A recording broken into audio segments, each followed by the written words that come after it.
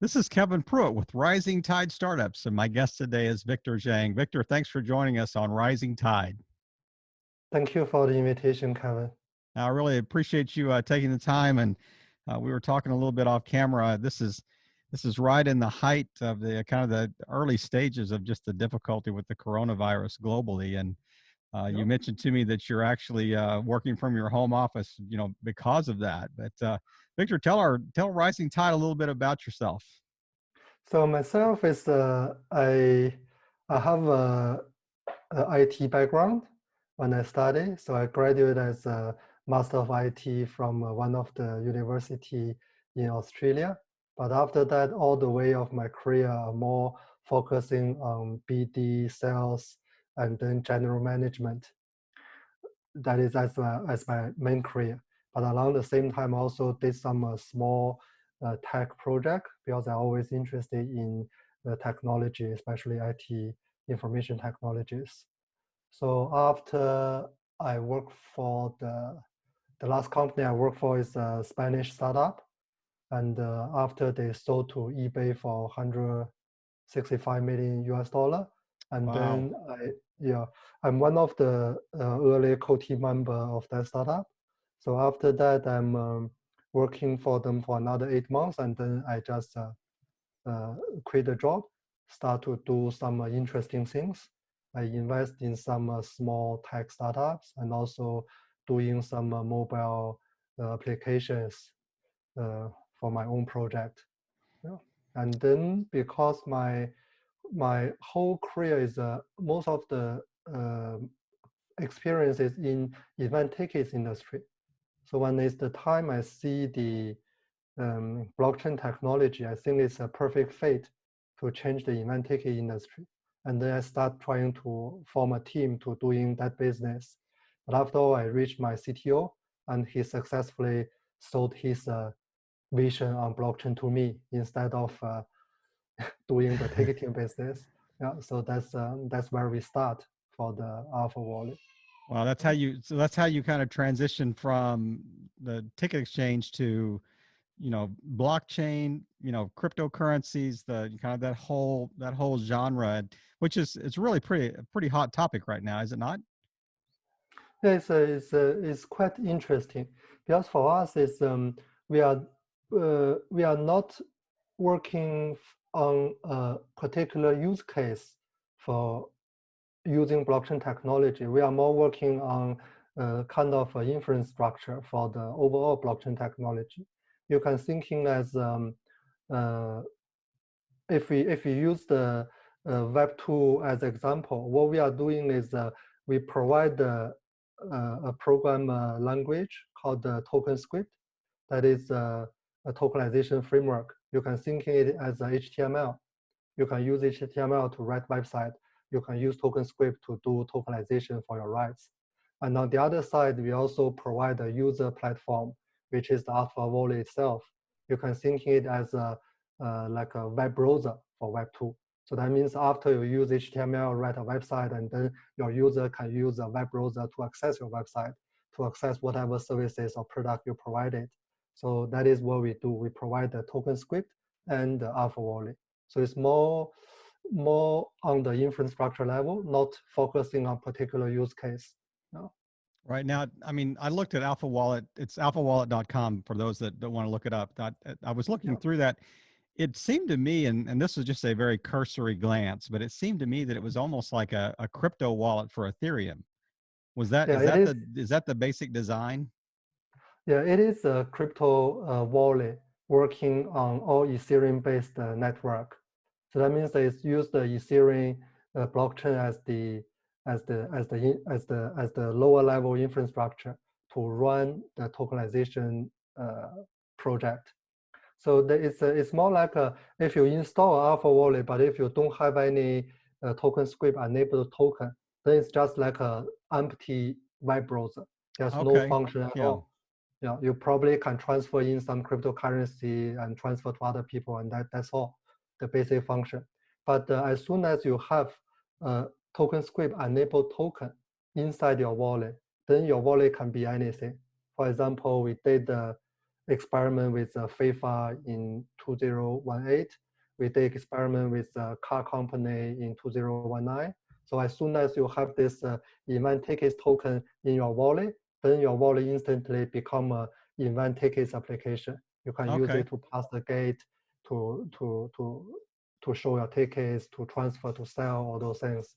You even can use it as a collateral for other purpose. Right. And as Right. soon as you have a car ownership token in your wallet, your wallet instantly become a car key.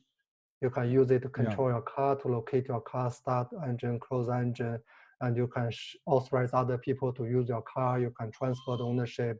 You can sell it. You can access other services built on top of this token, this car ownership token. So it's more like a browser. Right. If you Right. have the website, then you can use the browser to access all those functions from the website. Yeah. I mean, I am not that well versed in crypto and blockchain. So when I hear Ethereum, I think almost exclusively the e-currency, that's Ethereum, just the coin itself, not the platform it's built on or any of the kind of the backside of things, but just like I actually own Ethereum, the coin itself. So that's that's my limited understanding of when you're talking about Ethereum. But the way you explained it, it's a wide ranging use case, wide ranging platform, and it's almost like it's the Ethereum script that you're talking about, or the programming language per se that you're talking Smart about contract. versus back of instead of the currency itself. But let's go back a little bit. You mentioned that you've been in Australia for, did you say 12 years or? Yeah, 12, I think 13 already, 13 or 14 years. Okay, so where are you from originally? Originally from China, What part? northeast part. It's called the Heilongjiang province. The city is Harbin, which is not far from Russia and Korea. Okay, so kind of up near Shenyang, kind of up in that Yes, area, or? yes. Okay. Even north. Right, even further north Yes, than that. Yeah, that's even further north. up where it's nice and cold. Yes, they have a very clear fall season. So in summer, it also very hot, can be over 30 degree, and in winter it can be below 30 degree. Wow, that's the extremes that you deal with. So it Yes. sounds like it's almost like Canada or Alaska or something. It could be Very hot and it similar. could be very cold at the Yes. same time. But so walk us through a little bit. You said you worked for the kind of the Spanish startup and had a very nice exit there. So, and you stepped into AlphaWallet. So what do you see? I'm really curious, just to kind of drill down a little bit in the kind of the blockchain idea. To me, that the biggest concern I would have would be security. So, with blockchain. And so because people are trying to hack everything all the time. So how do you stay current if you're building kind of this, if you're using this token script? I mean, it seems like to me that you would spend all your time just fighting cybercrime, people trying to break into your wallets or trying to steal keys or whatever the access point would be. I mean, how do you stay current against those that had devious intent? There's because when general public talk about security, normally it's involve many part. It's not only security itself, like a trust, custodial, non-custodial. It's like an overall topic. But security is definitely number one important thing, not only for our user platform AlphaWallet, also have been considered in the token script design. Right. As well. Yeah. But it's So constantly updated, right? You would have to constantly, change, plug holes, whatever the yes, issues that would come up. you need to use the best technology to protect the security. For example, AlphaWallet on the mobile side, it's the first mobile blockchain wallet which is using the secure enclave on the mobile phone itself. So this is like a provide extra security for the user. So that makes your private key on your mobile as secure as like Apple Pay, Android Pay. Because to hack your private key in AlphaWallet, you will need to hack the secure enclave on your mobile hardware. So it's like a super secure. But still, there's more way to improve the security. For example, like using extra hardware wallet along with the software wallet, right, to keep your private key always in a cold storage place. But right. when you use it, you can still interact with the software itself. Yeah, but the technology itself. There's a security consideration, and there's also like a other level of security consideration. For example, when we design the token script, it's more like a, if you trust the token issuer, then all the trust go all the way to the user end. So that means how to explain? Currently, for example, when you're using something, it's the code. Everything is provided by the website or the web service Right. itself. And in the Web3 design, in the token script design, that is actually all provided by you. So the website just displays something provided by you. Even the code even the code to rendering that display is also comes from your side.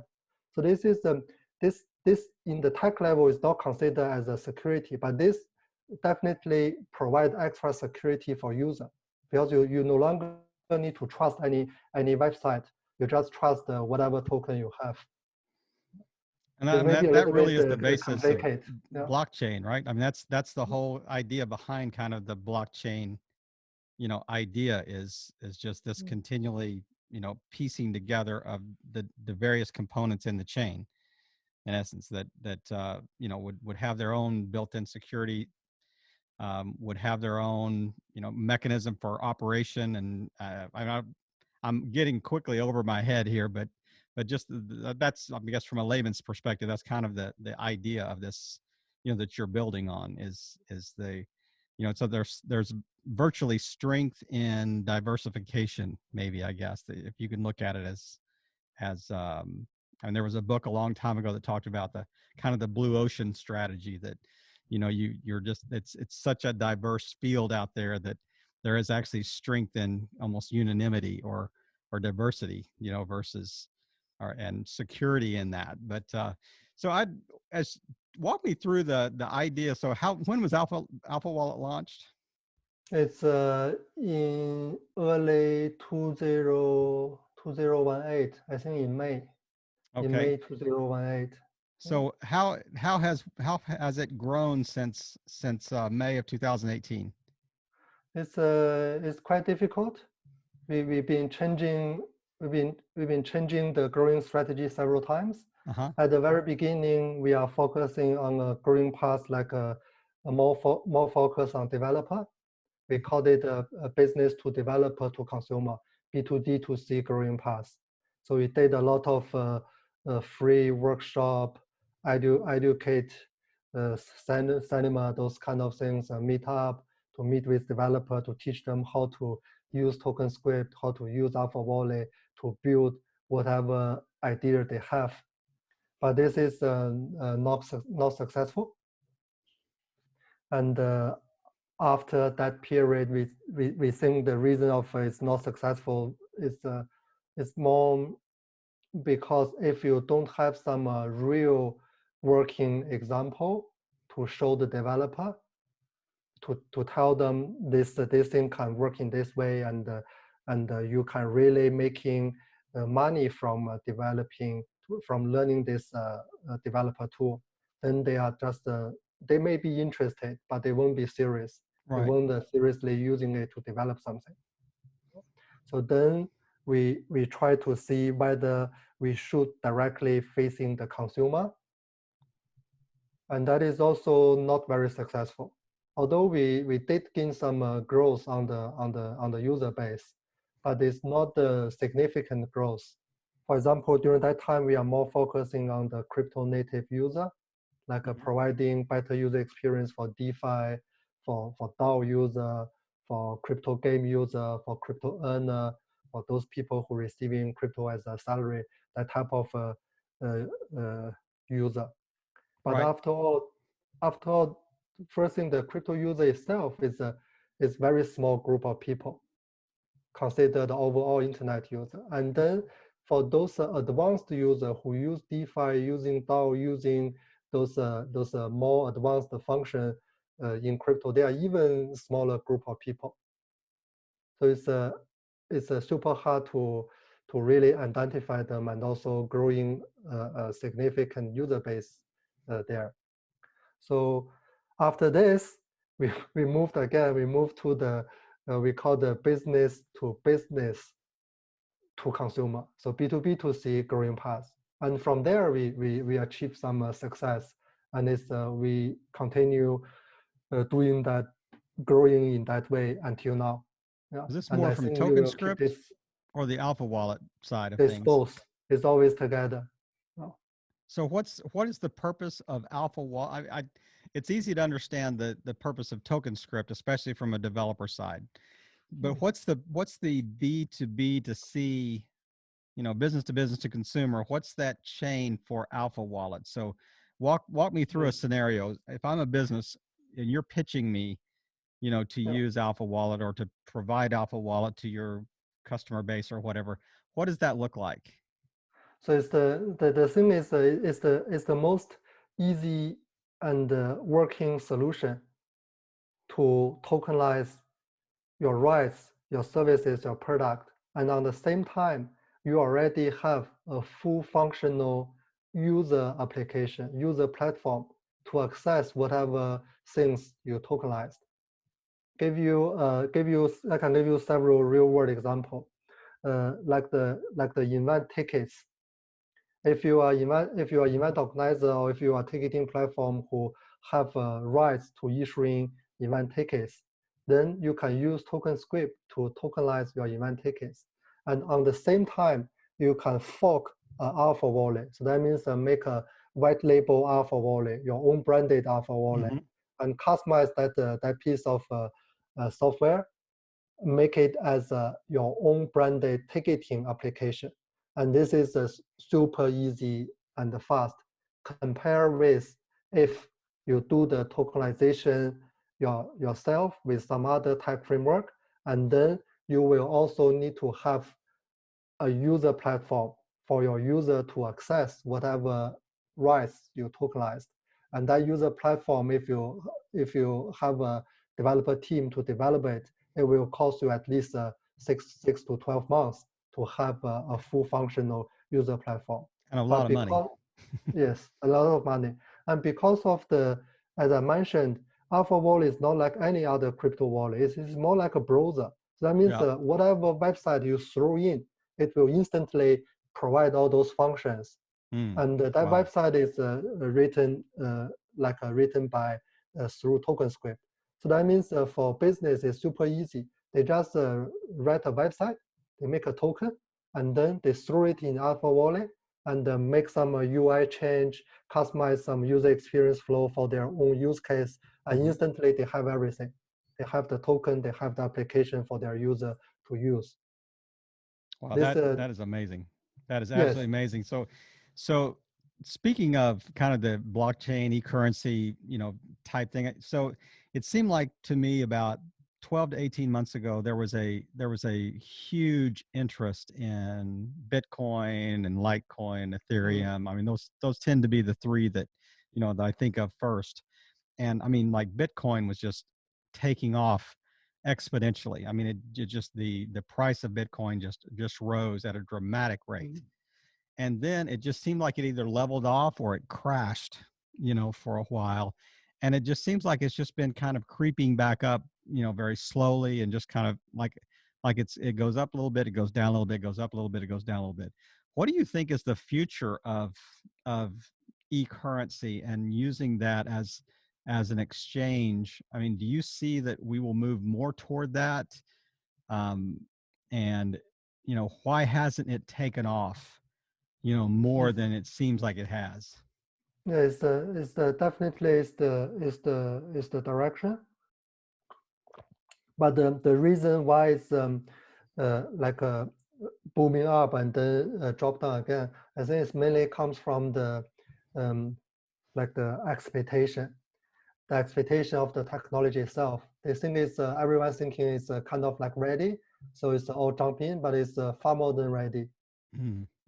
So it's still at a very early stage. Yeah. So the investors' expectation and the technology development is not matched. So it's this type of things is happen in any kind of technologies. Right. So it's don't need to vary too much unless you want to you are a speculator, you want to making some quick money from it. So for us, is we are more looking at the long term. We Right. look at the technology itself. So to answer why, to answer your question, why I think this is the right way to go. It's it may be a little bit long, but I try to explain it as clear as possible. Mm-hmm. So if let me see. So if we asking what is the utility or what is the benefit of blockchain or what problem it solves, actually is for me it's not solving any problem. It's not a problem solving technology. It is more like a value adding technology. Mm. And Okay. what is the true value it is it add? It comes from two sides. One side is the after you use blockchain to tokenize some rights. So that means you register some, or you can think is if you register some rights on blockchain. After you're doing this, that means that rights been tokenized. After you tokenize these rights, the first thing is automatically go into a frictionless market. It will be super easy to transfer to be trade to be used as a value exchange intermediary. But that is not the that is a big thing. But I think another more bigger thing is after you tokenize the rights, then it can become like an integration point for other services to integrate it on this token. So it's like providing an extra integration layer for the whole internet. So currently, if you're thinking how integration happen is either happen between two parties, and if there's multiple parties, normally what happen is all those parties integrated onto a big platform, like Right. Facebook, Google, Right. WeChat, Exactly. Alipay, those big platforms, and then they achieve the integration in this way. That is because those big platforms is holding uh, holding those verifiable information, Mm-hmm. holding those rights. And if you put those rights in as a token, use blockchain to tokenize those rights, then all the integration can happen on those token itself instead of integrated to the big platform. Right. So this actually gave the add the value to the rights itself. So through the frictionless market side, it's actually provide the possibility to maximize the liquidity of the rights. And from the integration side, it actually provide the possibility to maximize the utility of these rights. So these two key things add the basic value to the rights itself. Mm-hmm. So this is the key utility or the key Right. benefit of using blockchain. If you're saying other things that they are always like other technology can achieve similar things, but Mm-hmm. these two maximize possibility cannot be, at least for now, cannot be achieved through other technology.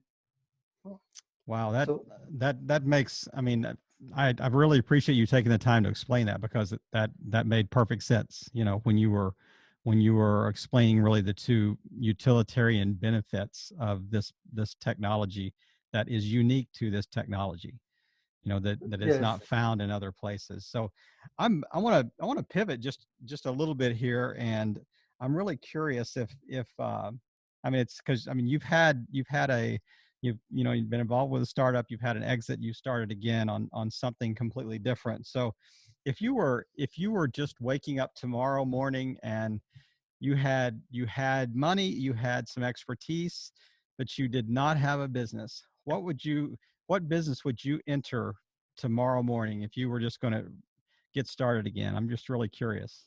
It's same. I will go jump into the blockchain industry. No. And anything specific, or just really what kind of the whole path that you're taking right now? Any yeah, it can be anything. It will be still the if I have the opportunity to do the same thing I'm doing now, it will be still, of course, this is the first number one choice. But Mm-hmm. if I don't have the opportunity, and then I will still trying to find other opportunities in the along with the blockchain technology. Because for me, it's I'm a 36, and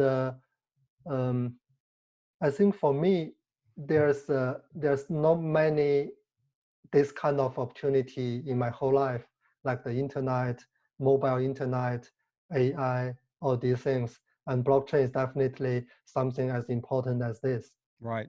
So I Right. want to catch this last opportunity, Mm-hmm. but it's not really for money success, because if I look at money, there's so much better other things I can do to make more money. Right. It's more like the fundamental curiosity, because I want to see what a tokenized world looks like. I want to see if all those rights being tokenized, then what like a new business model can happen, how much value it can add to the overall economy, what can be a future. Even something like I want to see like a blockchain empowered a whole VR world, like a virtual world. So what will happen? I want to see those things, and I want to be part of the people to make those things happen. That is the most like a fundamental motivation for me. So when you were a younger child, a young man in Harbin, China, did you think about these things? Did you let your imagination? Did you look up in the sky? Did you dream about someday being involved in anything even closely related to this? Did you really want to change the world when you were in Harbin, China? Uh, I yes and no. You know, when I was much younger, most of the time is spending on many useless things like play games and go clubbing, all those things. But on the same time, I always have the curiosity on anything. So I like to try all the new things, especially tech related things. So my first computer is during that time is called the there's a number called the 3386, something like that. It's a Yeah, yeah, very early stage. So right. after the first month I received this computer from my dad, I turned it all into pieces. Yeah, and then and then I try to put it back. Yeah, so it's I think it's yeah, I think that kind of key motivation, the curiosity thing, is comes from it's always been with me. Yep. Oh, I can I tell if you just took the computer apart to try to put it back together and see how it worked, that you have obviously had that built in. So if there was somebody that's listening that was wanting to start just virtually any business, tomorrow, there's some kind of fundamental steps and fundamental things that really make sense to help people out, that based on your experience, what are two or three key steps that you think you would like if you were starting tomorrow again? What are two or three basic steps that you had to take that you think would benefit somebody listening? Say, okay, here's three steps that or two steps or four steps or whatever. These are the things that you need to do to launch your business. What would they be? the first thing is idea is cheap. This if you only have ideas, it won't work. So it's you need to have the experience and knowledge to doing the things you want to do. Otherwise, it's just like a dream. So how to achieve those experience and knowledge is I I I see like genius people. They are like didn't have much working experience. They didn't have um, much industry knowledge, and then they just jump into something and they do success. But this is a very I can say this is a very low success rates. Right. And don't think yourself is a genius. Yeah. So I rather prefer the long and hard path, which is if you have this as soon as you have these things in mind, you want to start your own business, and then you need to start learning what you need to have to achieve this business, and then plan it in ahead where you can gain this type of experience, where you can learn this type of knowledge. For example, on my side, through my past, it's like the first job I learned how to do sales and BD, and then I start learning how to do PR marketing, and then I start learning how to do accounting, how to understand the basic accounting knowledge, and also the legal knowledge to have enough knowledge to run to start a startup by myself without the supporting from external accountants or lawyers. So it is the better you're prepared, the more easier you can success. Yeah. And also it's working with the right people is definitely one of the most important things. I love that the way that you frame that is that I think you mentioned kind of taking the long and hard path, Yes. that you mentioned, and the whole idea of just getting the right people together, that to form the right team that that work well together, but also bring skills together that you need to make this successful. So I love that. I appreciate you kind of framing that, and it's good that that's part of our Rising Tide Startup School, that we want to have that little segment that people can just kind of hone in on, that are wanting to start anything. We want to every chat that we have on Rising Tide, we want to kind of draw that out of the guests that says, okay, here's 2 or 3 things that you could pass on to someone else, that is wanting to start something, soon or tomorrow, or maybe have just gotten started on something that's just, will help them, to not make some of the same mistakes that we made as we were doing, our versions of startups or whatever. But Victor, is there anything that we have not, really touched on tonight that you want to, or today that you want to, just kind of close us with, and we'll just once again reiterate where people can find you online. I think if you have any idea, like you want to tokenize any rights, you can always find us. We can have a chat. I always like to share the knowledge and the experience to help other people success. Oh, yeah. And you can be found at alphawallet.com. Yes. And TokenScript. Yes. What's the web URL? It's the tokenscript.org. .org. Okay. And Victor, I've we linked up on LinkedIn, and Victor was very responsive, and to me reaching out to him and asking him to come on the show. And Victor, I just really appreciate you taking the time today, and I'm sorry that you're having to deal with the coronavirus and having to work remotely when you don't really want to, but I just really appreciate you taking the time and just sharing with us, and actually just giving us a master class on kind of the blockchain, cryptocurrency world that so many people are interested in, and so many of us know so little about.